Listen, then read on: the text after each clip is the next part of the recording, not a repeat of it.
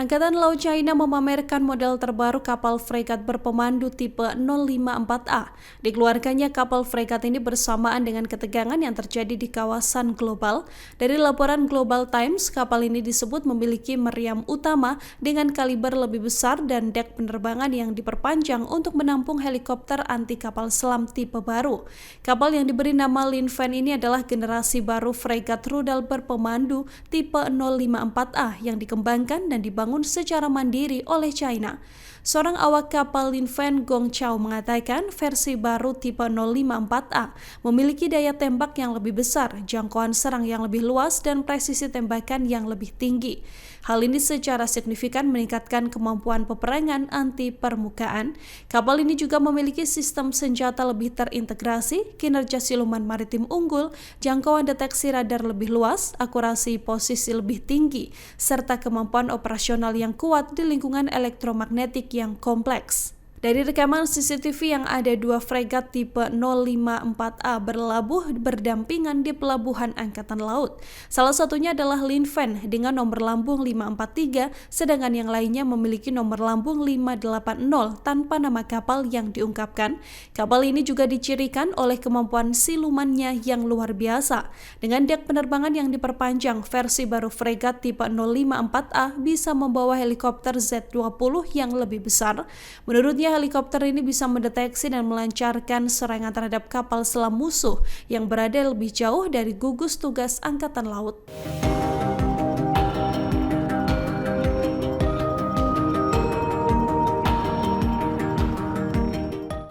Jet tempur NATO berhadapan langsung dan mencegat pesawat Rusia di tengah ketegangan global.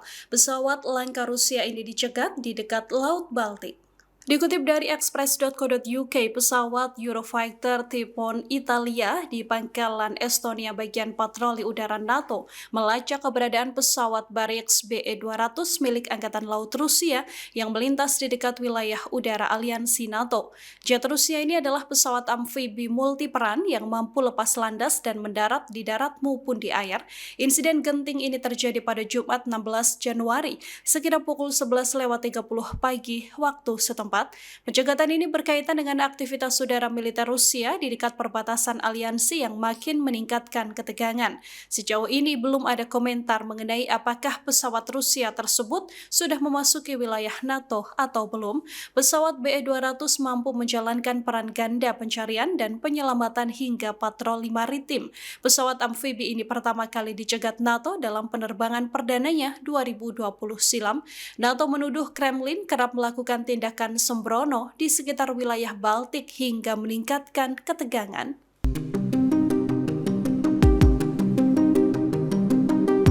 Ambisi Presiden Rusia Vladimir Putin untuk memecah persatuan NATO makin hari kian besar. Terbaru, Rusia diprediksi sedang mempersiapkan eskalasi untuk mencaplok salah satu wilayah di garis depan NATO.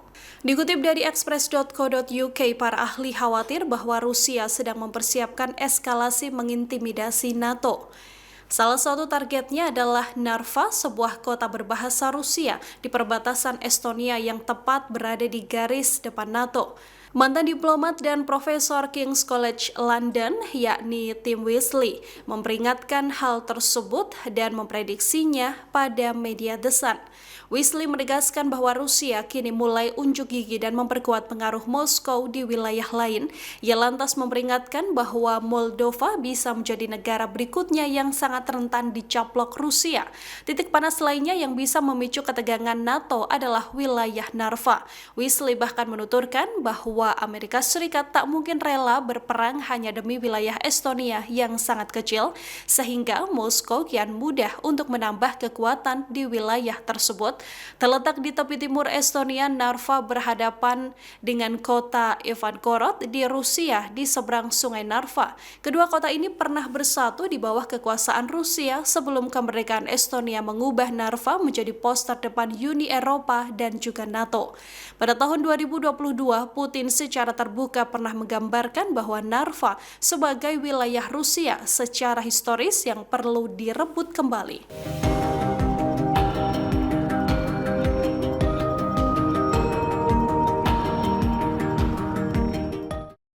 Ketegangan antara Rusia dengan sekutu Amerika Serikat memanas setelah sebuah drone menyerang pusat pengujian senjata milik Moskow. Situs militer ini dipakai Moskow untuk meluncurkan rudal Oreshnik yang mematikan.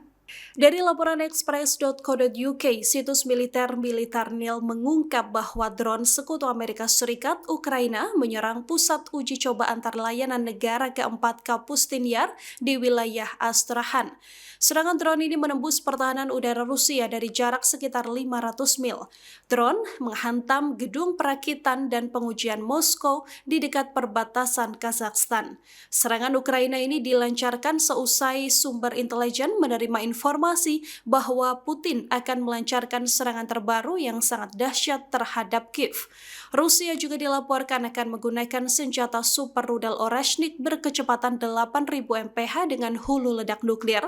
Dari laporan intelijen inilah Rusia disebut akan menyerang pembangkit listrik tenaga nuklir milik Ukraina dan memaksa rakyat untuk menyerah.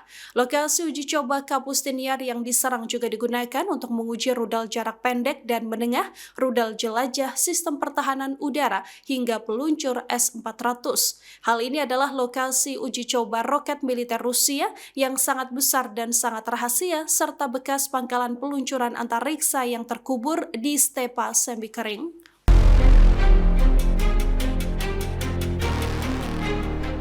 Pasukan Amerika Serikat menarik seluruh pasukan mereka dari pangkalan udara yang ada di Irak dan juga Qatar. Langkah ini menjadi bagian penyesuaian kehadiran Washington di tengah ketegangan yang terjadi di wilayah Timur Tengah. Pemerintah Qatar mengonfirmasi langkah pencegahan keamanan di pangkalan udara Al-Udeid. Selama ini, pangkalan udara Al-Udeid menjadi pangkalan militer terbesar Amerika Serikat di kawasan Timur Tengah.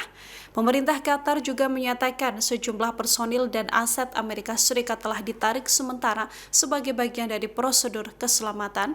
Namun, Doha menegaskan bahwa tidak ada keputusan untuk mengusir pasukan Amerika Serikat dan kerjasama pertahanan dengan Washington tetap berjalan.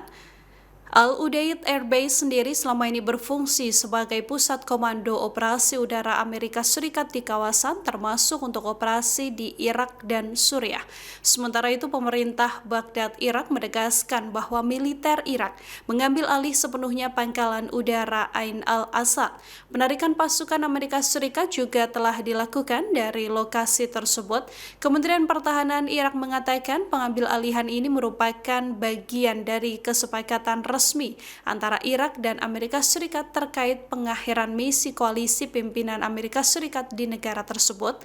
Penarikan pasukan Amerika Serikat juga sejalan dengan tuntutan sejumlah kelompok politik di Irak yang meminta pengurangan kehadiran militer asing demi menjaga kedaulatan nasional. Pangkalan Ain al-Asad sebelumnya menjadi salah satu fasilitas strategis Amerika Serikat di Irak dan pernah menjadi sasaran serangan rudal Iran pada tahun 2020. Download Tribun X sekarang, menghadirkan lokal menjadi Indonesia.